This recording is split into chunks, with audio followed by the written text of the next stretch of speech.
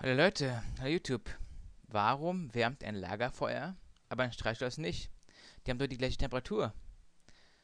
Nun, dann müssen wir mal ein bisschen tiefer gehen. Hier haben wir wieder das Beispiel gleiche Temperatur, aber unterschiedliche Oberflächen. Das heißt, die Strahlungsleistung nimmt mit der Oberfläche zu. Große Oberfläche, große Strahlungsleistung. Kleine Oberfläche, kleine Strahlungsleistung.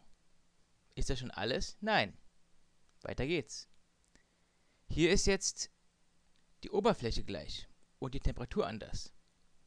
Also, hieran kann man erkennen, dass die Strahlungsleistung auch von der Temperatur abhängig ist. Also, die Strahlungsleistung ist sowohl von der Temperatur als auch von der Oberfläche abhängig. Kommen wir zum nächsten.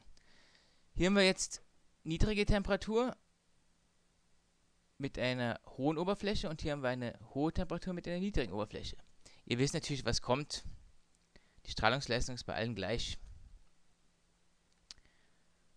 Schauen wir uns das mal jetzt noch mal weiter an. Mathematisch.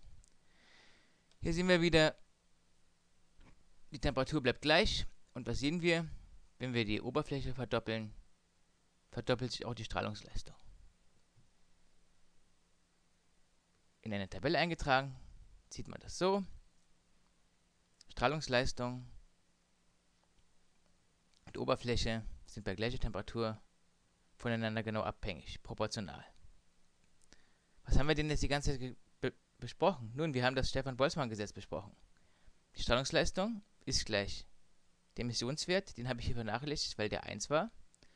Die Oberfläche, Sigma, die Stefan-Boltzmann-Konstante und die Temperatur hoch 4. Stefan-Boltzmann-Konstante ist die 5,67 mal 10 hoch minus 8 Watt durch Quadratmeter mal Kelvin hoch 4. Und man sieht auch schon, dass Watt übrig bleiben muss, weil Fläche durch Fläche ist 1 und Temperatur hoch 4 durch Temperatur hoch 4 ist auch 1. Also bleibt Watt am Ende übrig. So, das war's auch schon. Dann wünsche ich allen einen schönen Tag noch.